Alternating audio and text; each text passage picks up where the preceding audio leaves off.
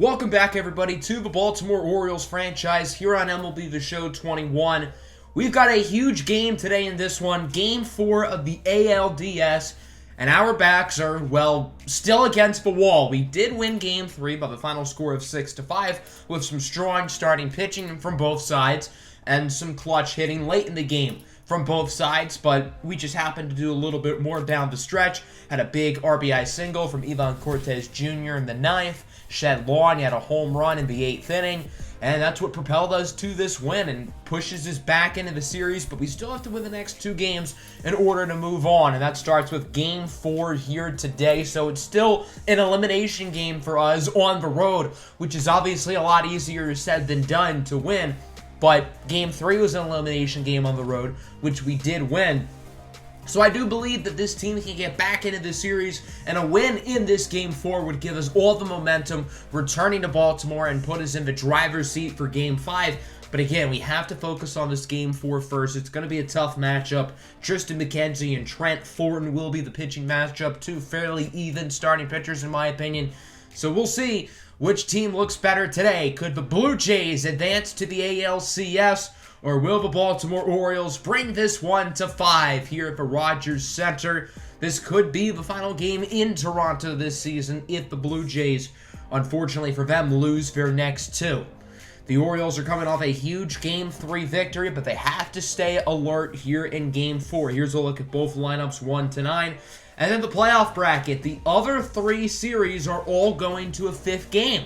So if the Orioles win today, that means all 4 divisional series will go to 5 games, which is pretty crazy. So here is Trent Thornton, 11-7 this year, 2.98, 1.19 ERA, a career year for Thornton, who was a really good back-end starter for this team. Those are high-end starter numbers. Louis St. John grounds that one out to short. A quick 1-2-3 inning in the top of the first for Thornton. The Orioles have had a lot of trouble starting games off consistently strong. Hopefully that does not repeat today. Here is Tristan McKenzie on the bump for Baltimore. First facing off against Bo Bichette, who has struggled so far in the playoffs. His struggles continue on that at-bat as he goes down looking on the 4-seam fastball. Good work there by McKenzie, now facing off against Vladimir Guerrero Jr. The 2-2. He also goes down looking, this time on the slider. A 1-2-3 inning for both pitchers as they each retire the top 3 batters in both respective lineups. Now we go to the top of the second. Heston Kjerstad hits this one high, pretty deep in a right field, but not deep enough. There's been no offense from either side in this game. So far it has been full-on a pitcher's duel. Adley Rutschman now with 2 away. Bloops this one into shallow left, and that will be caught by Bo Bichette. Another good defensive play by the Blue Jays. 2 perfect innings for Trent Thornton. And we will go to the bottom of the second where Tristan McKenzie will try to keep the hot start going. Here's Austin Meadows to lead the inning off. Going into the gap out in left center, rounding first, headed to second. The throw from Kjerstad is not in time. So that'll be a no-out double, a prime opportunity with a runner in scoring position to drive some in. Randy Arozarena lines this one down the third base line. What a play by Shed Lawn at the hot corner. Normally you don't see him at third. Usually he's playing second, but his versatility proved worth on that play. Rowdy Tellez now, the bomb in a right center field. That one is out of here. 2-run shot for Rowdy Tellez, and it's the Toronto Blue Jays who are on the board first. A home run for Tellez, and it is going to be Toronto who takes a 2-0 lead. 2 away now for Teoscar Hernandez. Grounds this one up the middle. Good play by Tristan McKenzie, but a strong inning for Toronto as they drive in 2, courteous of a bomb by the first baseman, Rowdy Tellez. We'll see if the Orioles offense can get anything going here in the third as Muncy gets that one past the glove of Bichette, and it'll be a single. It took the Orioles nearly 3 innings to get a base runner, but hey, at least they did it. That'll bring up the second baseman now, Jalen Miller, and that ball is gone! No doubt about it! 2-run homer for Jalen Miller, and this ball game is tied at 2. Clutch hitting from Jalen Miller, who has yet to get a base hit so far in the playoffs until today. A huge home run for Miller, who knew that was gone as soon as it hit his bat. Going with the light bat toss to the side. Just a beautiful swing there, 385 feet. And this game just got real interesting with a pair of 2-run homers from both parties. Bottom 3, Bo Bichette grounds it to third. Shed Long with another nice play at the hot corner. He looks like a natural out there at third base getting the out. That'll now bring up Kevin Biggio, 1-1 with 2 away. Hits this one into shallow left. Kerstead chasing after it, and he will make the catch. Both pitchers have been pretty good today, but when they've allowed base runners, they've allowed home runs to follow. So I think both Thornton and McKenzie are doing pretty well. They just have not been good with runners on base. Castellanos leads off the fourth with a nuke into right. That one goes off the wall. For right fielder Meadows also goes off the wall. A double for Nick Castellanos, and with 1 away, the Orioles have a runner in scoring position and a nice chance to take the lead. 2 away now for Rutschman. Lines it into left. That one's going to drop for a hit. Castellanos rounding third. The throw from Hernandez is in time. Part-time ball player, full-time sniper. What a throw by Teoscar Hernandez to get the out. And this game will stay tied at 2. Bottom 4, Randy Arozarena goes down chasing the changeup. Another really good inning from Tristan McKenzie, who again I think is pitching pretty well up to this point. His pitch count is fairly low as well. So if he continues to perform well, the Orioles might get another inning or 2 out of him. Marco Luciano leads off the 5th, going down the line and fair. Luciano continuing his really solid postseason here, starting the inning off with a double. Had that been a better throw by Teoscar Hernandez, he probably would have been out. So good work there by Luciano to get to second safely. The Orioles are having some trouble driving him in, but maybe Carmen Sixto can change that. This one is hit high in the left, not all that deep. He swung a little bit too early, did not get it on the barrel of the bat. Teoscar Hernandez makes the play, and the score will remain tied at 2 as we move to the bottom of the 5th. Rowdy Tellez does it again! Tellez with another home run, his second of the ball game, and the Blue Jays are back on top. Quite the way to start off an inning. A huge home run for Rowdy Tellez, who's 2 for 2 today with a pair of bombs, and it's now 3-2. George Springer trying to get it on the fun. That'll go for a single into left. And Tristan McKenzie is starting to lose some steam here. Still nobody out. Keep in mind, I imagine the Orioles bullpen is pretty active right now. Hernandez grounds it up the middle. Miller tags the bag and gets the out at first. Great defense there at second base from Jalen Miller. 2 gone now for the catcher, Danny Jansen. The 3-2. Got him on the low knuckle curve. Another base runner allowed by McKenzie. Here's one more. Bo Bichette draws a walk. And with a rocky 5th inning here for Tristan McKenzie, the Orioles realize it's time for a pitching change. They're going to go with John Means, one of their starters who has not yet pitched in the postseason. The bases would now be loaded for Vladimir Guerrero Jr. with 2 outs. This one is hit into shallow right, and it will be caught by Jalen Miller. So Toronto loaded the bases. They didn't drive any of them in, but they do take the lead, courtesy of a solo home run by Rowdy Tellez. So not an awful inning for the Blue Jays, but you have to feel like they could have gotten more there. The Orioles must capitalize off this lucky break, and that starts here in the 6th with Shed Long up to the plate, who strikes out on the splitter. Long was really good in Game 3, had that big home run late, but other than that, he has been pretty disappointing here in the postseason.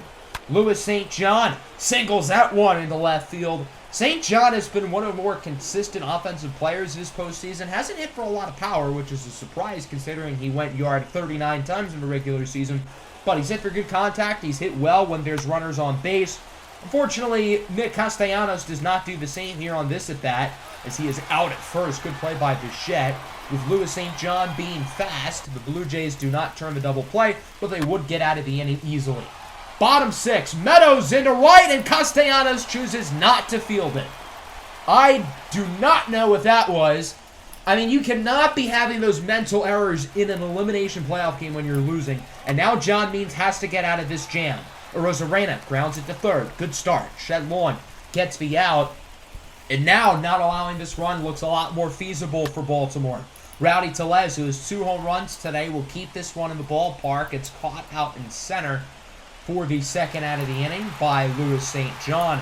So now Toronto needs a base hit here from Springer to make it a 2-run game, and that won't happen as he lines out to first. So the bad defense by Castellanos proves not to be an error, as John Means would retire the rest of the order. Good work from Means, and we go to the 7th. Blake Trinan will replace Thornton, who pitched 6 pretty good innings, excluding the home run by Jalen Miller. The catcher, Adley Rutschman, leads things off. He's had a nice postseason, singling that one into center field. Through these 4 games, Rutschman has hit around 400. He also has a home run, albeit that was in garbage time when the Orioles were down by 4 in the 9th inning of Game 1. Marco Luciano, the following batter, up at the plate, grounds it right to first. You cannot ground into a double play in that situation. A really poor bat there for Marco Luciano, and the Blue Jays do turn 2. That'll bring up Max Muncy, the veteran and impending free agent in the offseason, at the plate. Grounds that one up the middle, but the play will be made at second. What a throw by Bo Bichette, who was damn near playing second because of the shift. So good inning there from Trinan, and the Orioles are now in some trouble, down by a run, entering the bottom of the 7th. John Means still in the ball game as he faces Bo Bichette with 2 away, grounds it to second. Jalen Miller makes the play. 1-2 inning for John Means, who has pitched really well since replacing Tristan McKenzie. But despite that, the Orioles are still down by a run. Peter Fairbanks will enter for Toronto. He was their closer for much of the year, and his ERA was not good. I'm not sure why they kept him in there so long. He is no longer their closer for what it's worth. 1 away for Sixto. Lines it into right field for a single. Big single there for Carmen Sixto, and an opportunity for the juice of this lineup to do some damage. The speedster, Ivan Cortez Jr., will enter in his place as a pinch runner, as that'll bring up Shed Long. Had a big home run in the 8th inning of Game 3. Not going to happen in Game 4. He goes down on the fastball. Gigantic strikeout for Peter Fairbanks, and now it's going to be Louis St. John who has to drive in this run. LSJ 1 for 3 on the day, and this one is weakly grounded up the middle. Bichette looks like he'll make the play. He barehands it and gets the out. So entering the bottom of the 8th, the Orioles are still down by 1. They need another good inning from Means to put themselves in a feasible position to come back in the top of the 9th. But long story short, Baltimore's backs are against the wall. The Orioles made some shuffling of the defense as Xavier Bowman replaces Ivan Cortez Jr. He will move to center field. Bowman will make the play for the first out of the inning. The reason why Xavier Bowman hasn't been in the lineup the past couple of games is that he did struggle earlier in the postseason, and, well, the Orioles just did not trust him. Vladimir Guerrero Jr. now bloops it into left, and it will drop for a hit. Louis St. John has moved to left. He's the one who made the play. Kjerstad is now in right. Castellanos enters the infield.